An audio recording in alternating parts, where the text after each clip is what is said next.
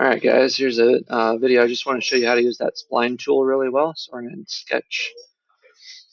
start a sketch on the front plane. I'm going to view normally that sketch plane, and then I'm going to draw a little bit of a, let's see, I'm going to do a line there, and then do a line here. Okay, so let's say I wanted to create a little bit of a curve here, but it's not like the same on both directions. That's where I would use a spline tool. What I'm going to do is I'm going to start at this point. I'm going to make another point somewhere, and then my third point down here. And what the spline tool does is it tries to make the curve where it thinks you want it, essentially, or how it thinks you want it. So it kind of curves it for you. But what you can do, I have to get off the spline tool for a second. You can move this point, all right?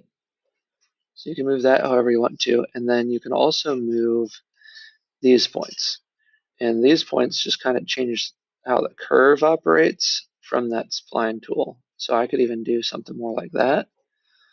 Okay, make that a little bit more rounded up there. Lots of different ways you can fix that spline the way you want it to look. If you have a specific place you want to put a point, that's fine.